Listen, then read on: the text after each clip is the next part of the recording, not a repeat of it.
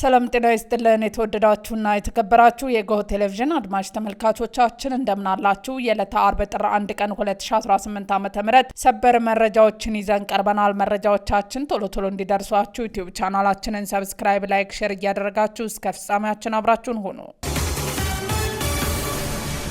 በቅድሚያ በቀጣይ ዓመት ገናን በአሰብ ወደብ እናከብራለን ሲሉ አምባሳደር ዲና ሙፍቲ ተናገሩ። የቀጣይ ዓመት ገናን በታሪካዊ የባህር በራችን አሰብ ወደብ ላይ በእርግጠኝነት እናከብራለን ብለዋል። የኢትዮጵያ ሕዝብ ህዳሴውን አይችልም እየተባለ አድርጎታል። የኢትዮጵያ ሕዝብ አድዋን የሚያክል ጀብድ የፈጸመ ነውና ቀጣይ ዓመት ታሪካዊ ባህር በራችን አሰብ ወደብ ላይ እንመለሳለን ብለዋል።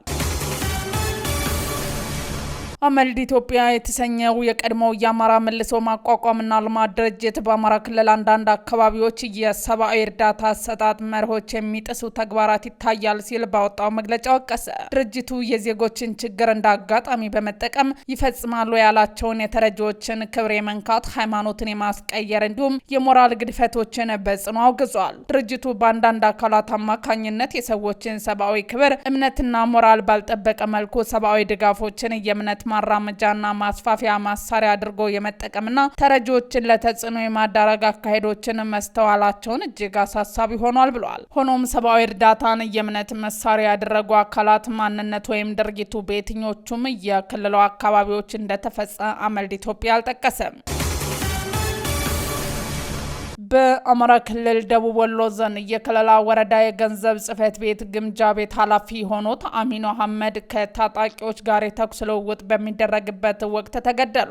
የወረዳው አስተዳደር ኮሚኒኬሽን ጽሕፈት ቤት ማክሰኞ ታህሳስ 28 ባወጣው መግለጫ ኃላፊው አሚኖ የተገደሉት የመንግስት ጸጥታ ኃይሎች ጽሕፈት ቤቱ ጽንፈኛ ሲል ከጠራው ቡድን ጋር የተኩስ ልውውጥ እያደረጉ በነበረበት ወቅት መሆኑን አስታውቋል። የወረዳው የሚሊሻ ጽሕፈት ቤት የሰላም አስከባሪ ሂደት ኃላፊ ሳጅን አልዩ አህመድ በተመሳሳይ በዚሁ የተኩስ ልውውጥ እንደተገደሉ የወረዳው አስተዳደር ኮሚኒኬሽን ጽሕፈት ቤት ጨምሮ ገልጸዋል። ካለፉት ጥቂት ዓመታት ወዲህ በክልሉ በመንግስት ጸጥታ ኃይሎችና በታጣቂዎች መካከል በሚደረጉ ግጭቶች ውስጥ የሚሳተፉ የተለያዩ የአስተዳደር መዋቅሮች ሲቪል ኃላፊዎች ሕይወት አልፈዋል።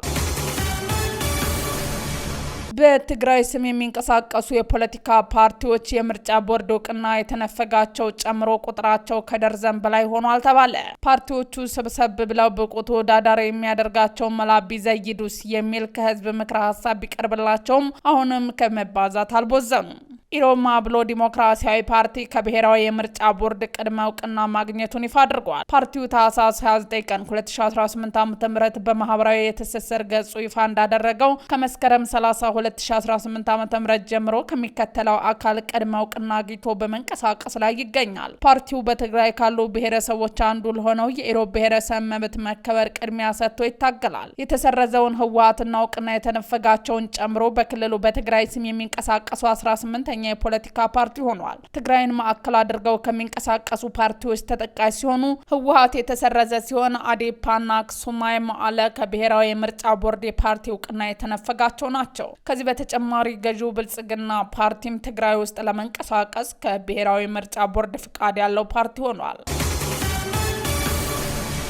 ኢትዮጵያ በህዝቧ የእንግሊዝኛ ቋንቋ ችሎታ ከ123 ሀገራት 65ኛ ደረጃ አግኝታለች። ኢትዮጵያ በዚህ ደረጃዋ መጠነኛ የእንግሊዝኛ ቋንቋ ችሎታ ካላቸው ሀገራት ምድብ ውስጥ ተሰልፋለች። የዓለም ሀገራት ህዝቦች የእንግሊዝኛ ቋንቋ ችሎታ የሚመዘነው ዓለም አቀፍ ተቋም በዘንድሮ ዝርዝር ደቡብ አፍሪካና ዚምባብዌ ከ123 ሀገራት ለሁሉም 13ኛ ደረጃ በመስጠት ከአፍሪካ ቀዳሚዎቹ አድርጓቸዋል። ደቡብ አፍሪካና ዚምባብዌ ባገኙት ደረጃ በዓለም በጣም ከፍተኛ ከተባለው ምድብ ውስጥ መካተት ችለዋል። ከኢትዮጵያ የተሻለ ደረጃ ያገኙ ቀሪዎቹ የአፍሪካ ሀገራት ናይጄሪያ፣ ዛምቢያ፣ ጋናና ኡጋንዳ ብቻ ናቸው። ሱዳን 106ኛ ደረጃ ስታገኝ ሶማሊያ 119ኛ ደረጃ ተሰጥቷታል። ከአፍሪካ በእንግሊዝኛ ቋንቋ ችሎታ ደረጃ የተሰጣቸው ሀገራት ብዛት ኢትዮጵያን ጨምሮ 28 ናቸው።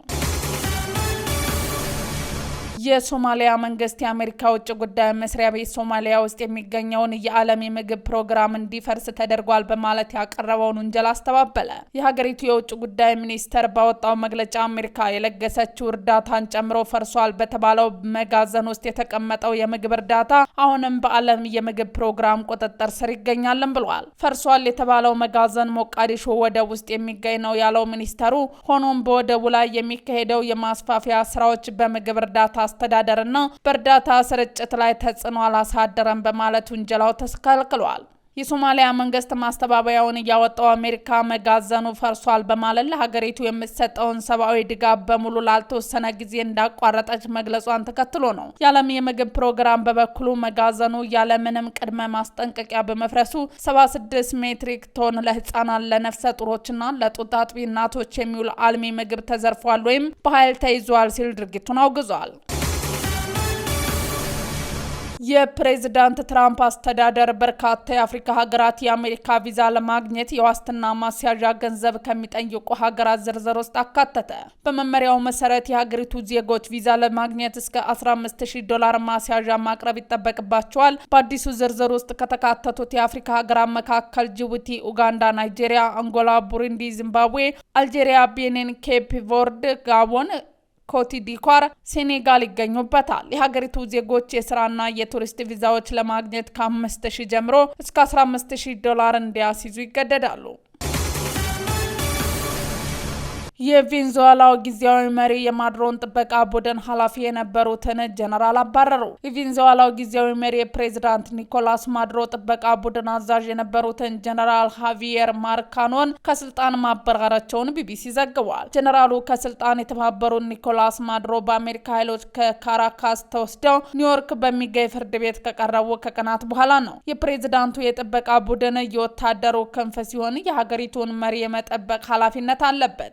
የቬንዙዌላ መንግስት ከአሜሪካ ጥቃት ምክንያት የደረሰው አደጋ እስካሁን ይፋ ባያደርግም ዩናይትድ ስቴትስ ማድሮን ለመያዝ ባደረገችው ዘመቻ ምክንያት ከተገደሉ በጅምላ የሚቆጠሩ ሰዎች መካከል የጥበቃ ቡድን አባላት እንደሚገኙበት ይታመናል። ጀነራል ማርካኖ ታባታ ተነስተው በሌላ ግለሰብ እንዲተኩ ትዕዛዝ ያስተላለፉት የቬንዙዌላው ጊዜያዊ ፕሬዝዳንት ዴልሲ ሮድሪጌዝ ናቸው። ሮድሪጌዝ ባለፈው ሰኞ ለመንግስት ታማኝ የሆኑ ሰዎች በሞሉበት ብሔራዊ ጉባኤ ፊት ቀርበው ቃለ መሐላ ፈጽመው ጊዜያዊ ፕሬዝዳንት ተደርገው መመረጣቸውን ቢቢሲ አስታውሷል። በዓለም ገበያ የነዳጅ ዋጋ ቀነሰ። የአሜሪካው ፕሬዝዳንት ዶናልድ ትራምፕ ቬንዙዌላ ከ30 እስከ 50 ሚሊዮን በርሜል ድፍድፍ ነዳጅ ለአሜሪካ እንድታቀርብ ማስታወቃቸውን ተከትሎ የዓለም የነዳጅ ዋጋ ከ1 በመቶ በላይ መቀነሱ ረቡዕ ዕለት ተዘግቧል። ዓለም አቀፍ መለኪያ የሆነው የብሬንት ድፍድፍ ነዳጅ ዋጋ ረቡዕ ዕለት ከ1 በርሜል ከ$60 በታች ወረደ ሲሆን የአሜሪካ ድፍድፍ ነዳጅ ደግሞ በ1.4 በመቶ ቀንሶ $56.44 ሆኗል። የአሜሪካ ጣልቃ ገብነት ቬንዙዌላ ወደ ቻይና የምታደርገው የነዳጅ ኤክስፖርት ሊቋረጥ ይችላል የሚል ስጋትን ፈጥሯል። ይቺ የላቲን አሜሪካ ሀገር ከምታመርተው ድፍድፍ ነዳጅ 80 በመቶ የሚሆነው ወደ ቻይና ትልካለች። ይህ ቤጂንግ ለድፍድፍ ነዳጅ ከፍተኛ ዋጋ እንድትከፍል ሊያስገድዳትና ከዋይት ሀውስ ጋር ያለውን ውጥረት ሊያባብሰው ይችላል። የቻይና የውጭ ጉዳይ ሚኒስትር ረቡዕ ዕለት በሰጠው መግለጫ ቬንዙዌላ በተፈጥሮ ሀብቷና በኢኮኖሚዋ እንቅስቃሴዎቿ ላይ ሙሉና ቋሚ ሉዓላዊነት አላትም ብለዋል። አክሎም አሜሪካ ነዳጅ ለሷ እንዲሰጥ ያቀረበችው ጥያቄ ዓለም አቀፍ ሕግን የሚጥስ የቬንዙዌላ ሉዓላዊነት የሚጋፋና የቬንዙዌላን ሕዝብ መብት የሚጎዳ ነው ሲል ገልጿል። ውድ አድማጭ ተመልካቾቻችን የዛሬ ዜናዎቻችን እነዚህን ይመስሉ ነበር። አብራችሁን ስለነበራችሁ ከልብ እናመሰግናለን። መልካም ቀን።